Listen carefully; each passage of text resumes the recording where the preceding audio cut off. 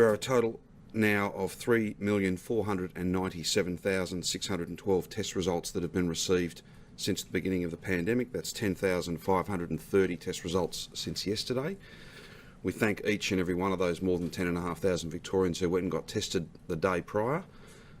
We cannot emphasise this point enough, really. There's nothing more important than going and getting tested as soon as you register any symptoms whatsoever. That's how we protect you, your family and every family, and it's how we keep these numbers incredibly low.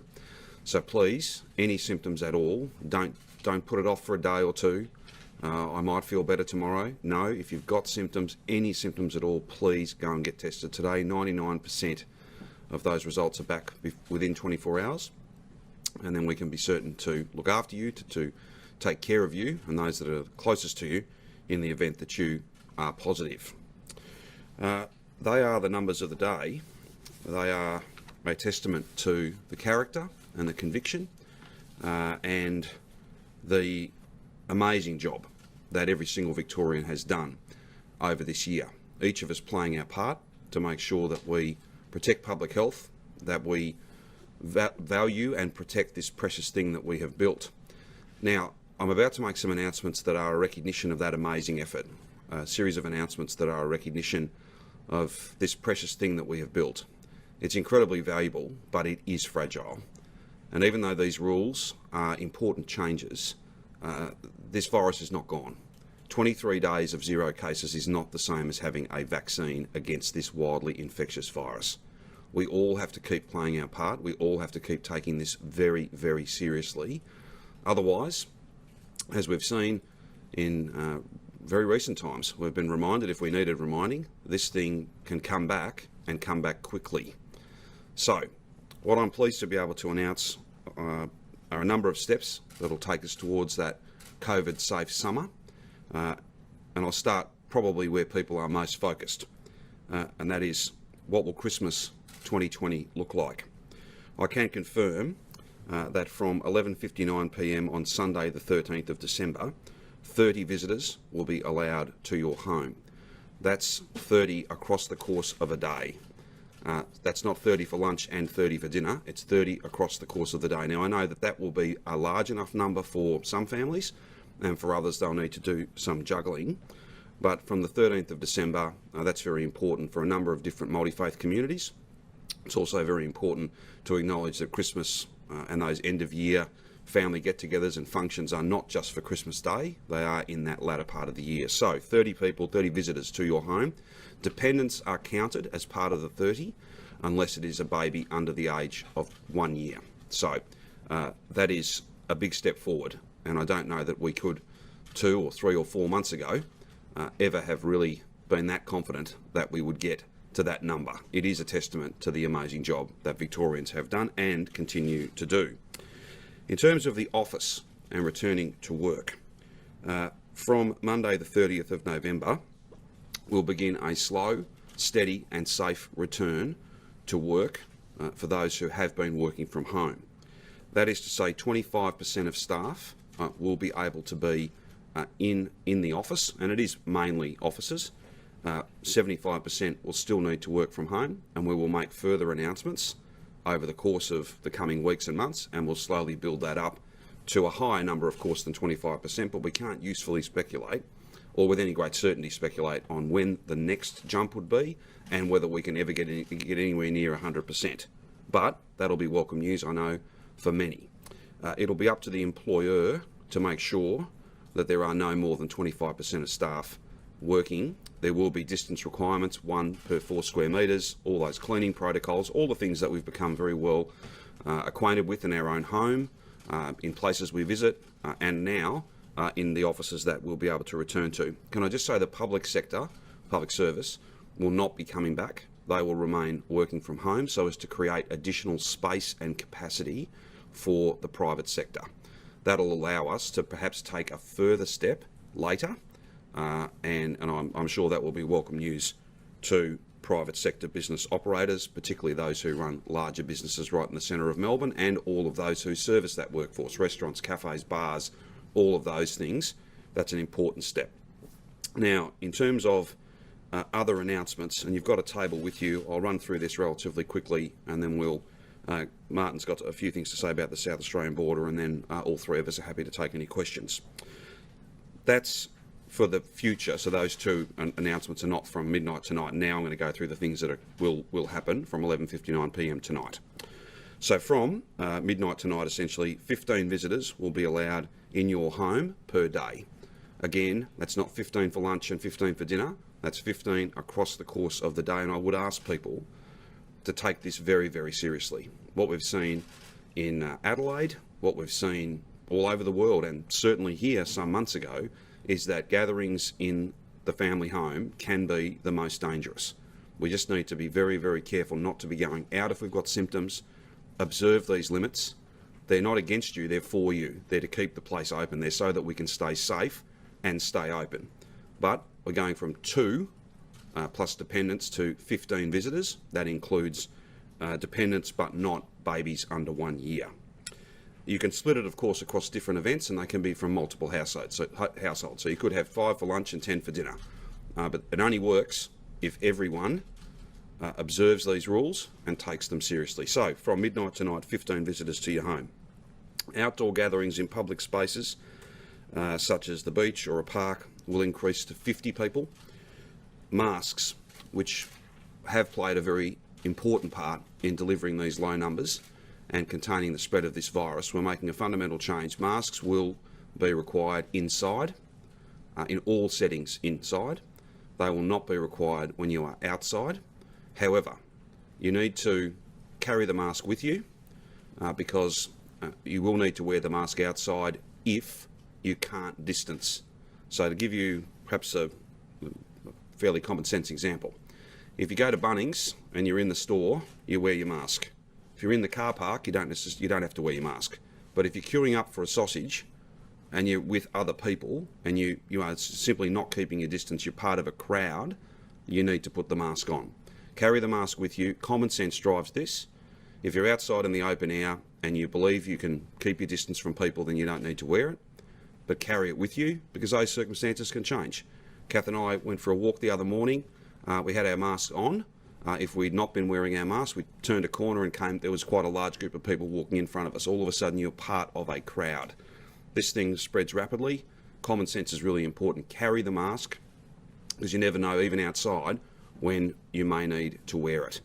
Masks have played a very important part in these low numbers, and we just have to see this through. And part of playing your part is wearing a mask absolutely when you are inside, so that you're not spreading this virus unbeknownst to you. Moving through some other changes. Hospitality will have a venue cap of 300 patrons with a maximum of 100 people inside.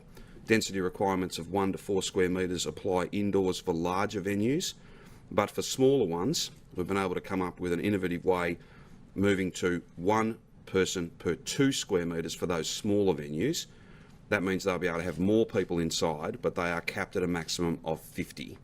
So we'll be speaking with industry, whether it's pubs, hotels, bars, restaurants, all of that sector, to make sure that they fully understand these new rules, but they come from feedback and they come from deep engagement with that sector.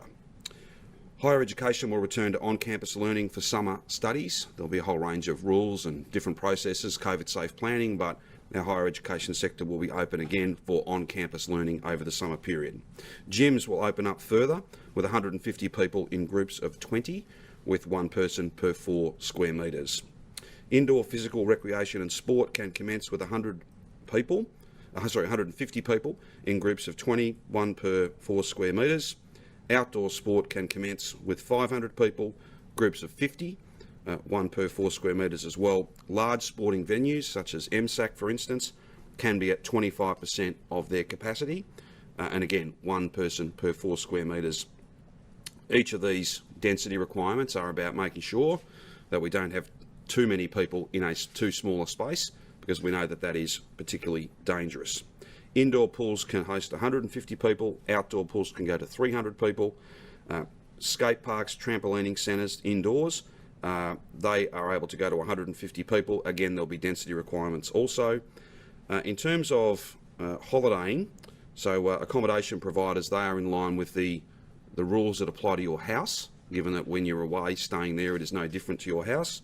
So you can be away with 15 other people, including dependents, and of course there'll be density requirements on the venue providing that accommodation to you.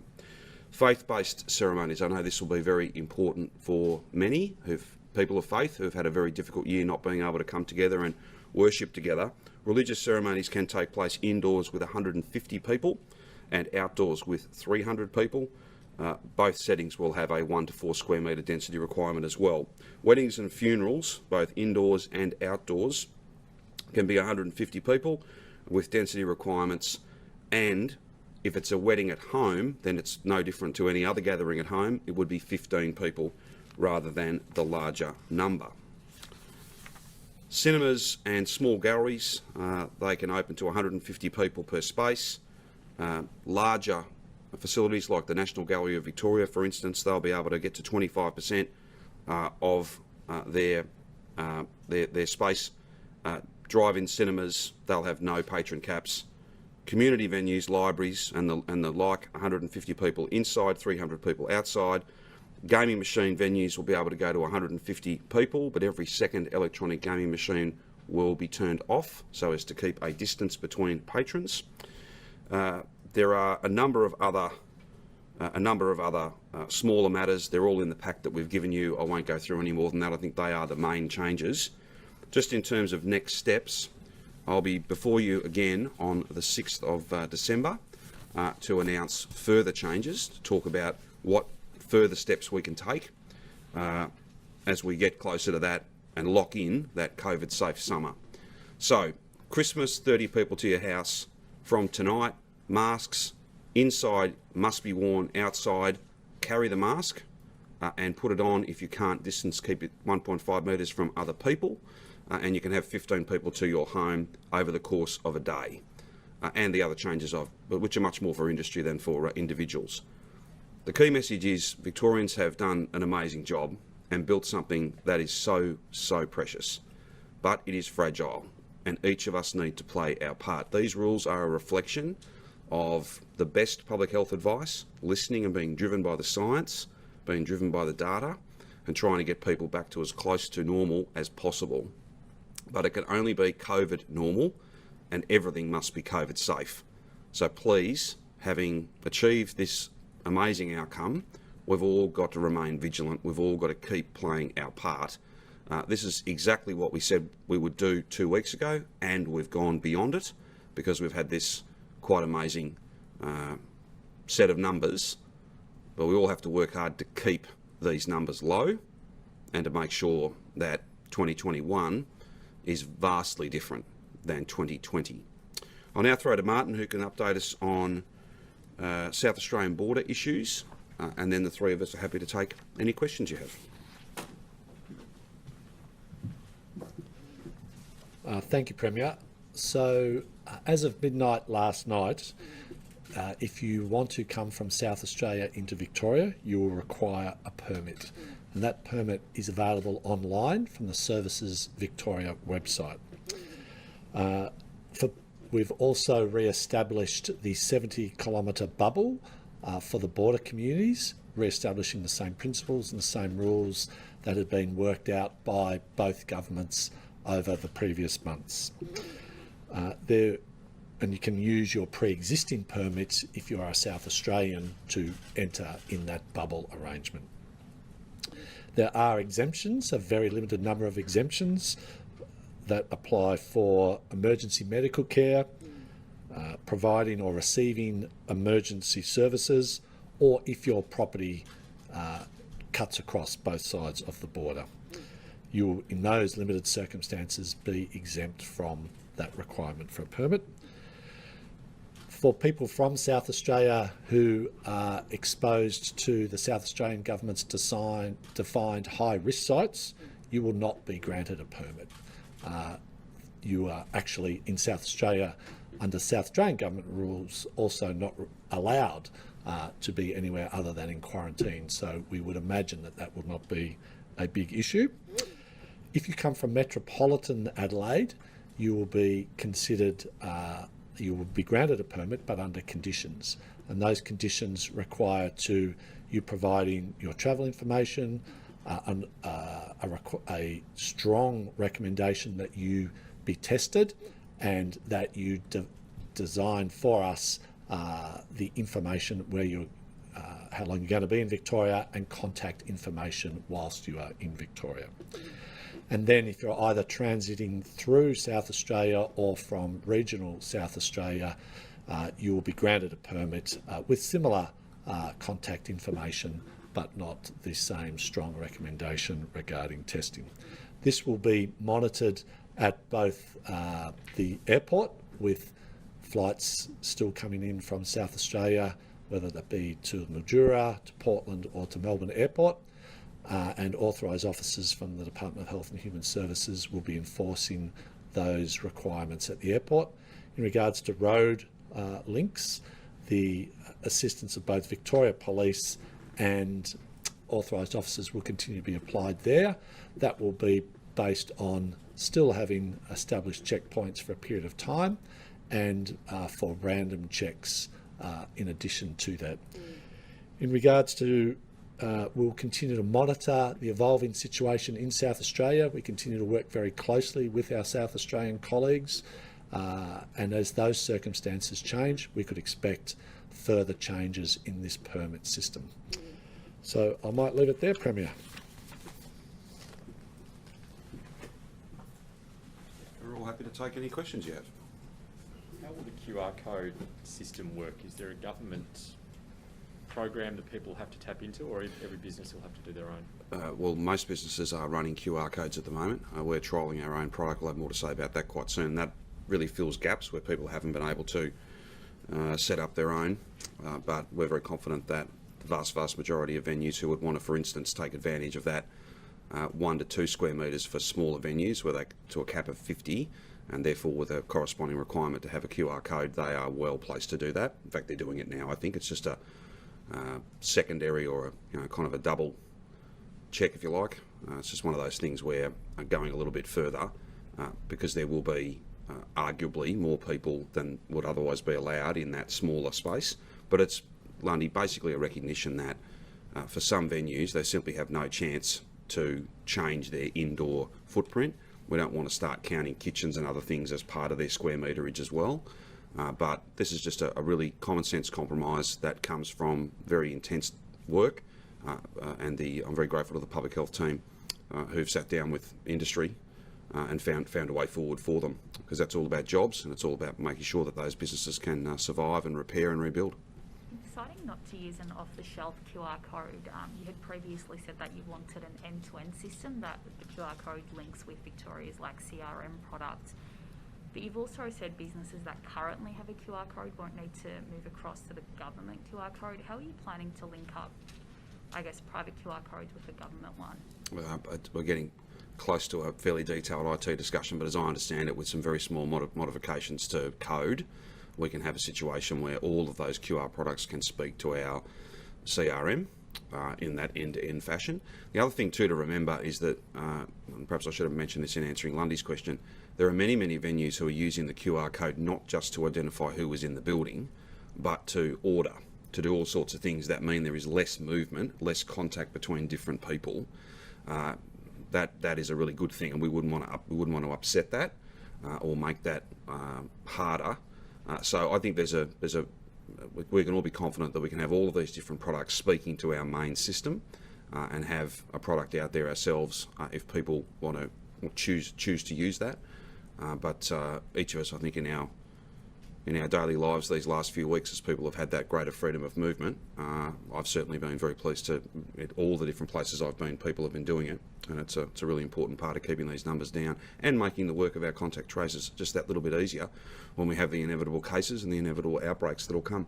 A QR code is going to be mandatory for all hospitality, or just those wanting to operate under the 1 per 2 square metres? Look, I think that's a matter that we're working through. You have to keep a record of who was there and when, all of those details. So the QR code is not so much, it is simply a way that you can comply with the broader requirement to have a detailed registry, if you like, a detailed list of everybody who was in your venue and the circumstances they were there, who they were with, all of those sorts of things. Many in industry are already doing this, so I'm quite confident that we can have all the kind of tech support and using technology to support our work that we need to do contact tracing in the future and to make sure that we keep these numbers down. What sort of protocols will be in place for officers as people return to work? I guess particularly the high-rise towers. What are they going to need to implement to ensure that that all stays safe?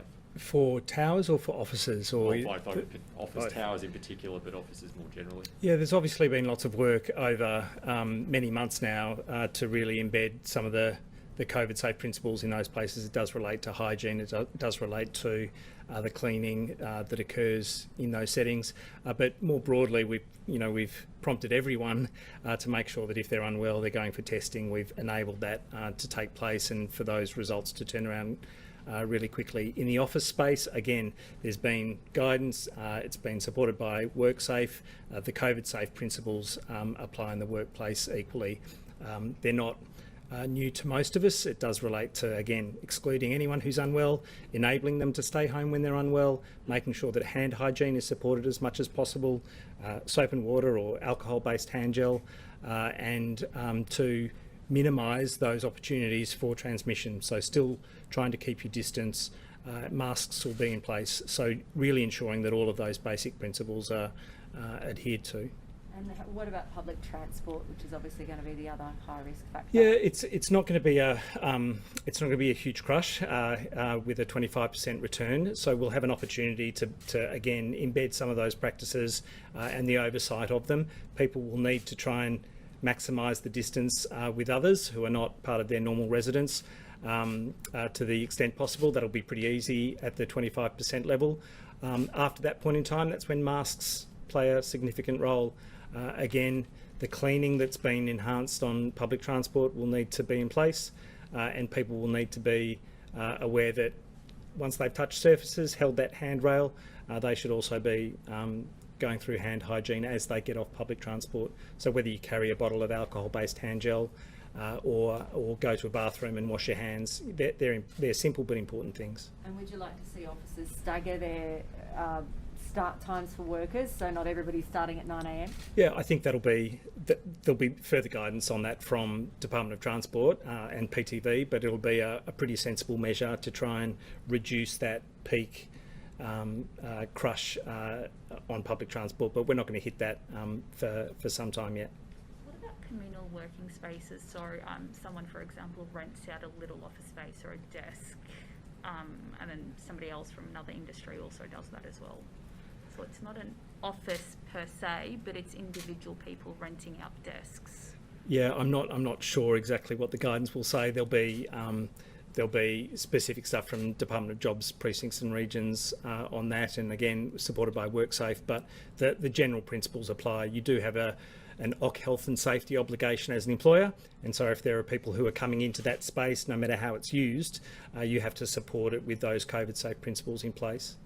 Are you confident we're going to get to elimination now? So elimination may or may not be the right word. I think we're talking about no community transmission. I'm pretty confident we're there now. We haven't gotten to that epidemiological threshold of 28 days yet. I'm pretty confident we're going to get to that 28 days. That said, incursions happen. We've seen a big outbreak in South Australia. It could have been much bigger if it hadn't been picked up at the early stage that it has been. That will be an ongoing risk until there's really substantial rollout of vaccine across the world.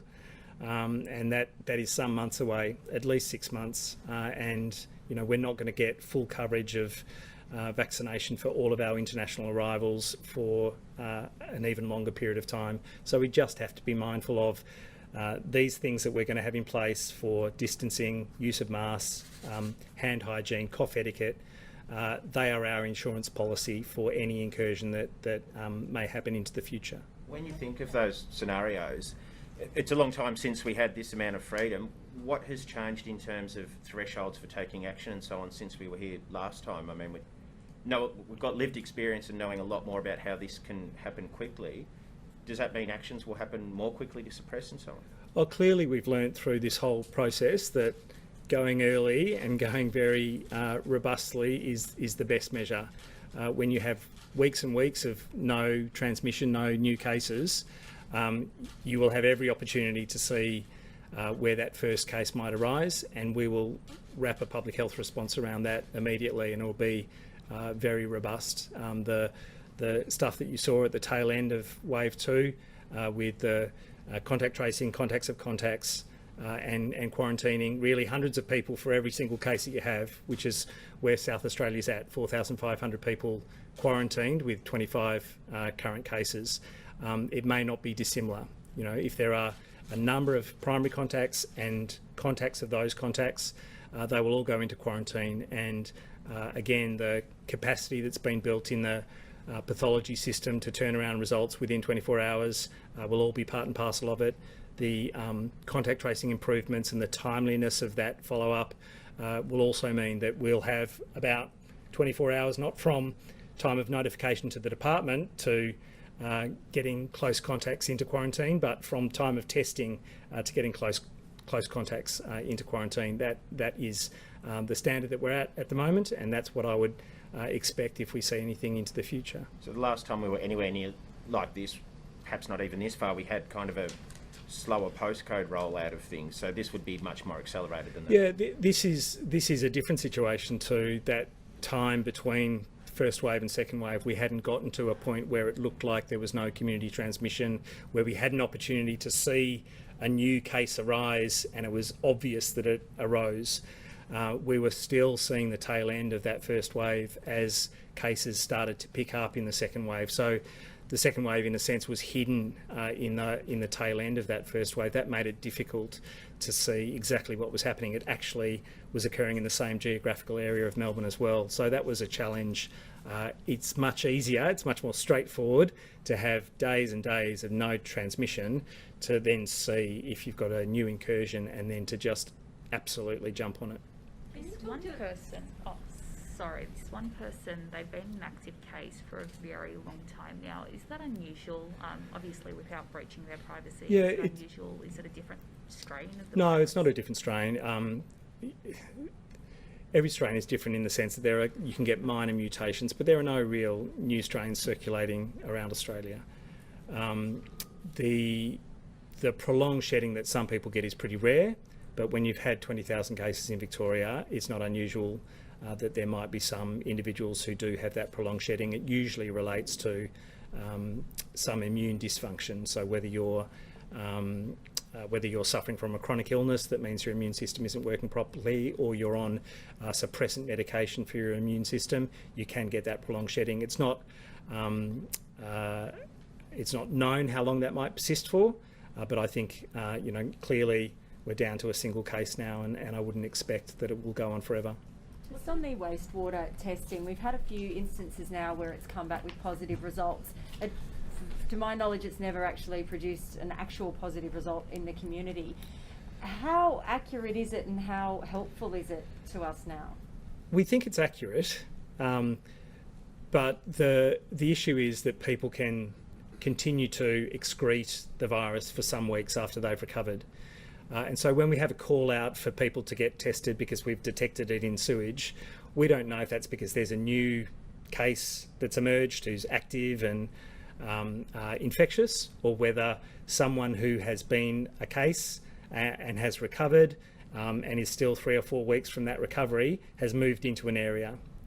So someone might have gone to Portland from Melbourne, might have gone to Benalla, might have gone from North Altona, where we've had cases recently, into Altona proper, picked up in the sewage, but those individuals have actually recovered. So the virus is being detected, but perhaps those individuals are no longer infectious, no longer symptomatic. And so when we're prompting people to get tested, they're saying, well, I'm not symptomatic.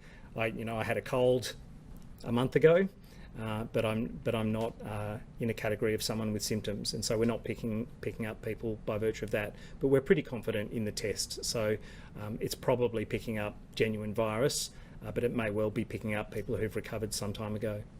Do you know how much outdoor transmission has been throughout the entire pandemic in Victoria? We can't say definitively. We do know from some studies that the risk indoors is 18 times that of outdoors in terms of the ability to cause a cluster of cases. It's pretty unusual for outdoor outbreaks to occur.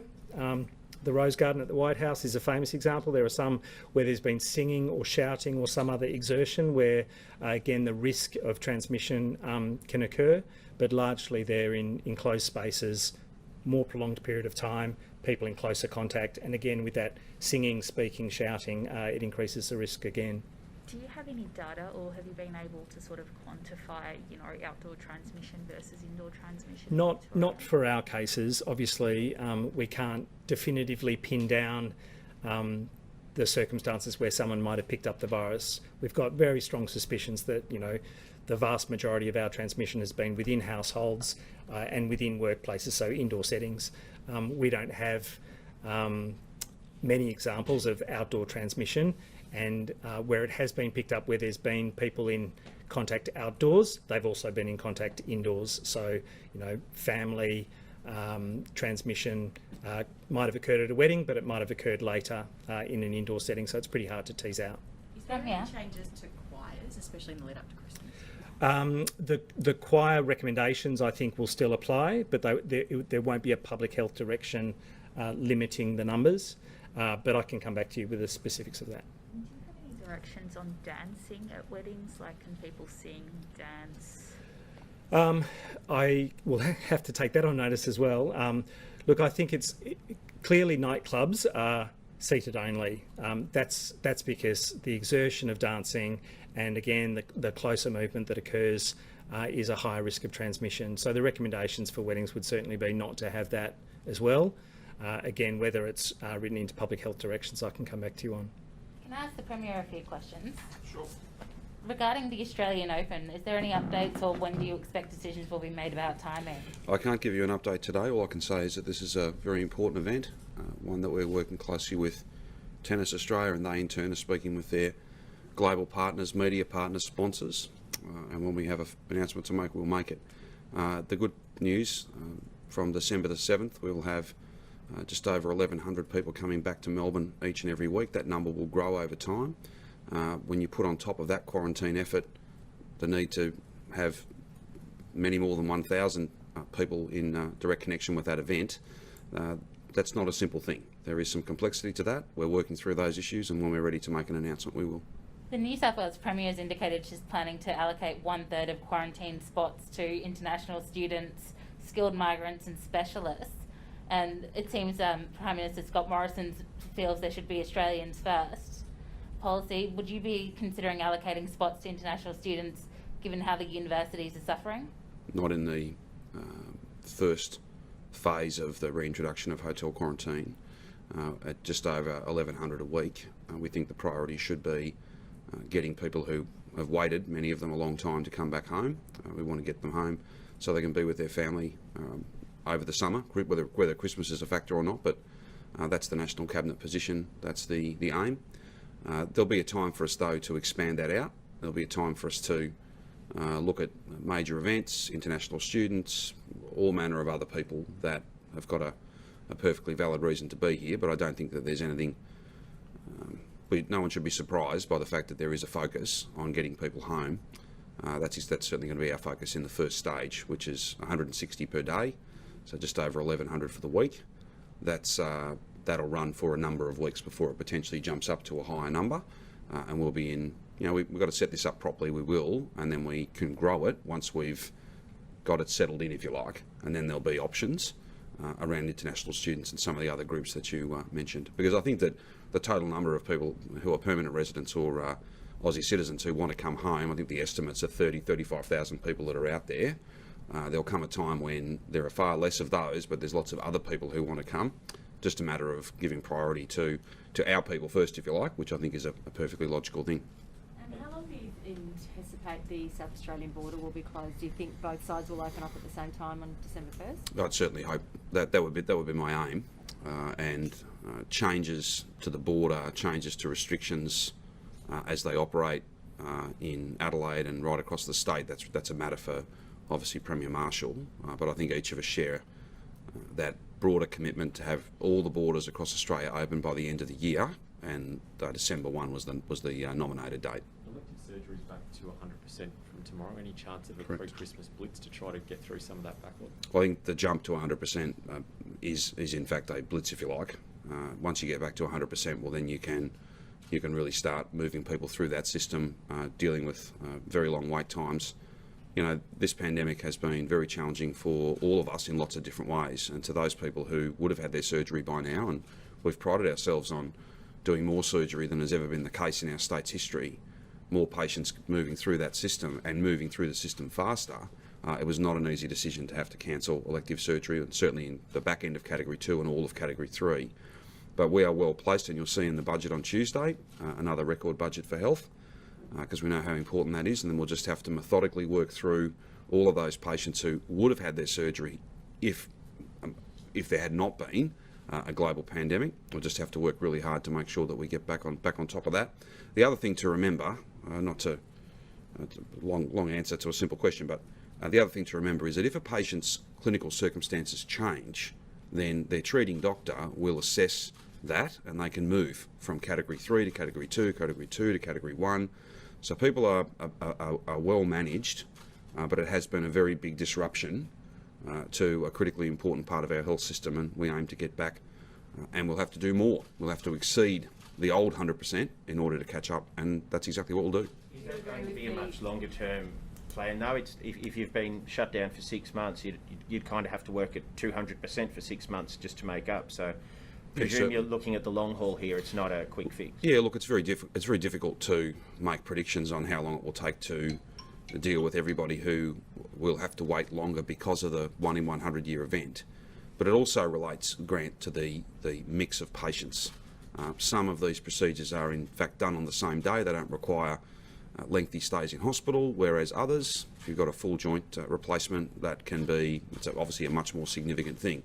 So we just have to work through all those issues. We'll have more to say on Tuesday about total funding for health, and then I'm sure the Minister will speak many times throughout the course of 2021, marking different milestones as we seek to catch up, but also make sure that it's not about numbers. This is about individuals getting the care that they need as close to home, as fast as possible, and that'll be a big part of the budget on Tuesday. You spoke about the 6th of December, but can I ask what the trigger points are, or is it that date to move towards the COVID normal phase?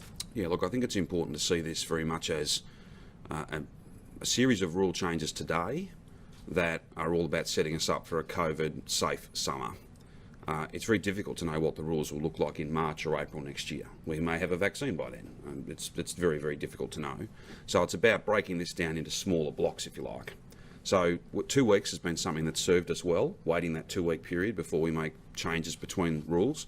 That's why today I'm standing here announcing all the things that we said we would do a fortnight ago, and we've been able to go further. On the 6th, so 2 weeks on, I'll be here again, and hopefully I'll be able to make some further changes. I think that would be the last changes this year, and we would lock those in. That gets us through the Christmas period into the early part of the new year, and then there may be opportunities for us to go further again. We're not so much providing hard and fast dates and different thresholds. This is a very precious thing that we've built. We can go further. That's what we've announced today. I think we'll be able to go further still in a couple of weeks' time, and we'll make those announcements then. So that won't be COVID normal, but that will be another step towards it. Yeah, we'll be getting very close to a long-term set of rules. What we call them.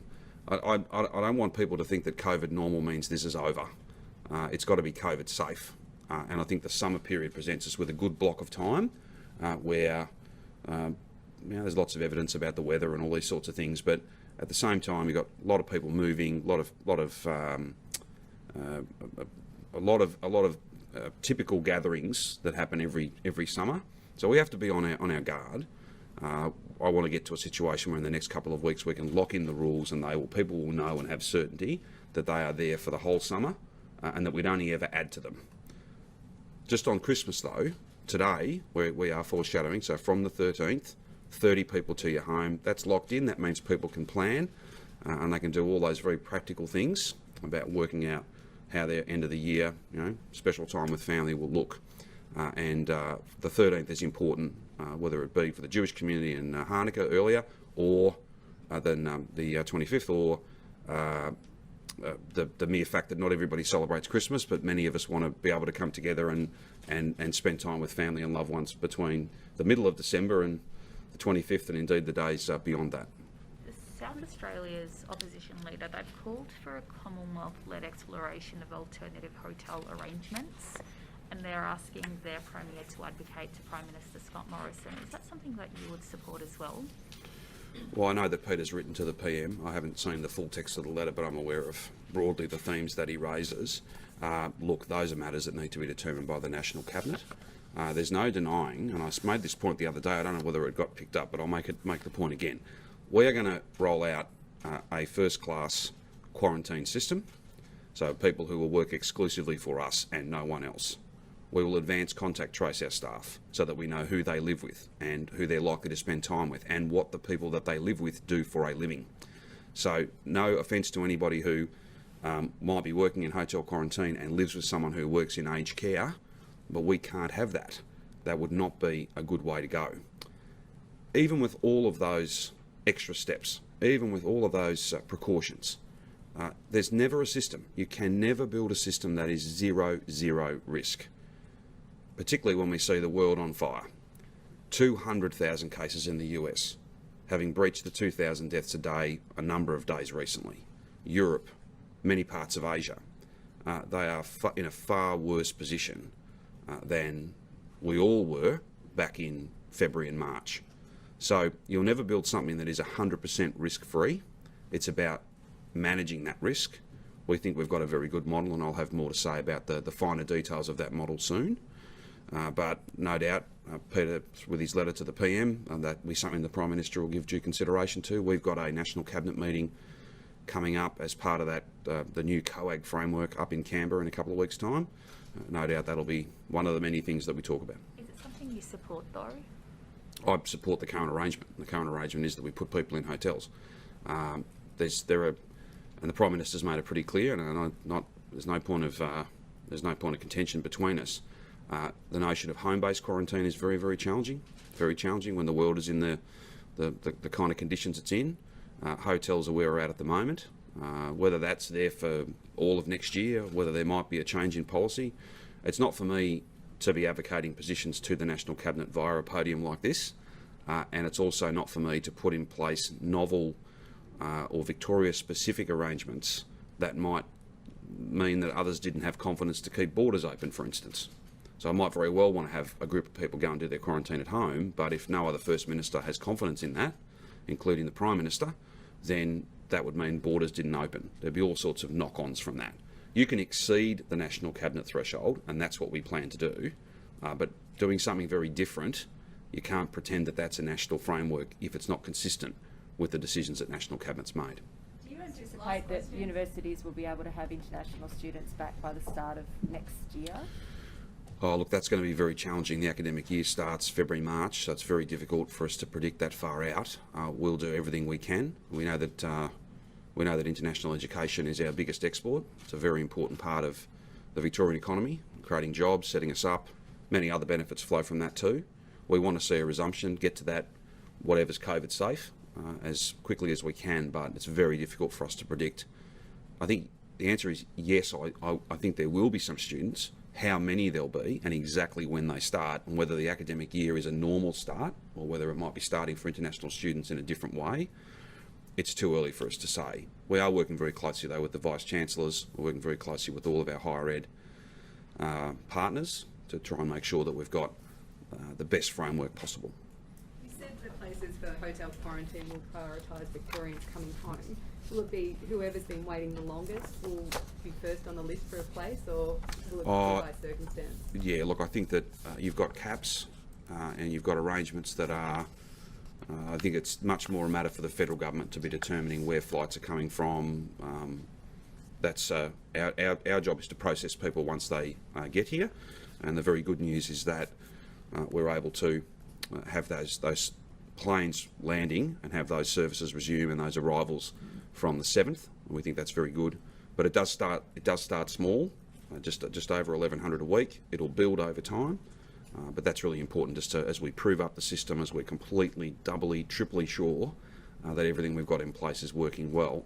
I think it's about 35,000 people across the board. I'm not sure how many of those are from Victoria. Many Victorians have been coming home, but via other states since we've had our system closed. We're very grateful to other states who've helped us out with that. And no doubt there'll be some other people from, not just from Victoria, who will finish up quarantining with us. That's the nature of flight patterns. That's the nature of how airlines work. Can I just ask Professor Sutton a Sure. follow-up question, please, just on weddings? A DHHS authorised officer recently wrote to a wedding vendor saying dancing is not mentioned on official COVID information, therefore the venue can have dancing so long as it maintains adherence to its COVID safe plan, which is obviously contradictory to what you just mentioned. Well, I Will said you that- seek to sort of clarify? Yeah, our recommendation is really that it is a higher risk activity. It's not prohibited. There are a number of things that are not prohibited through public health directions, but we still wouldn't recommend them taking place. Some people might find that they can dance with a mask. Very few people on the dance floor keep a 1.5 metre distance. That is less of an issue, obviously, than an indoor dance venue with a number of people who are in close proximity. Do you anticipate by the start of next year we won't have to wear masks inside as well? I think we'll change the settings again for indoors, but it is our insurance policy for whatever new cases might emerge. You don't want to be in a situation where you suddenly find that hundreds of people have been exposed and people weren't wearing masks in an indoor setting. We do need to see ourselves get to this 28-day threshold, but it is an insurance policy that is most useful, obviously, when it's in place before the fact. If you're introducing it after the fact, when transmission has occurred, it's going to have less value. And through our whole epidemic, the introduction of masks probably decreased transmission by about a quarter. So it's played a significant role. That has meant, I don't know exactly, but it has meant that we've gotten to this point in time 2 or 3 weeks earlier than we might have otherwise. So that's a real win for us. There are some examples in the United States, North and South Dakota. They've basically been anti-mask at a legislative level for some months. They've got the highest rates of transmission in the world at the moment. Absolutely overwhelmed health systems. So it plays a really significant role, both in terms of managing transmission when it's very active, but also in that preventive role. If a case is introduced into a setting and people are wearing masks, you really decrease the risk of transmission occurring. We'll just finish by again thanking the public health team for all the work that goes, Minister Foley and all of his team, the work that goes into making these rule changes. This is a very good day for Victoria. I'm very proud of every Victorian who's playing their part, very grateful to every Victorian who's playing their part. We've built a precious thing and we need to safeguard it. These rules need to be followed, and they're not against you. They're rules for you, for your safety, for economic activity, to get back to work, to be able to connect with the people that you love. All of these freedoms are precious, and they have to be preciously safeguarded by following these rules. We're really pleased to be able to make these announcements today, and we'll be equally pleased to add to them in just a couple of weeks' time, hopefully. But it is in the hands of every single Victorian. If you follow the rules, play your part, most importantly, any symptoms, please get tested, and get tested today. That's the key to keeping these numbers down. It's a really positive day today. We can be optimistic and positive about Christmas and into the new year. A COVID-safe summer, that's what we're going to deliver. But we can't do it on our own. Every Victorian has to play a part in that.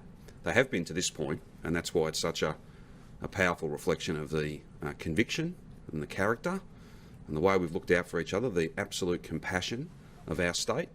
We've defeated this second wave, but it's not gone. It is not over. We all need to play our part. Thanks very much, everyone. You don't want to step to this. It's the G-Funk era, funked out with a gangster twist.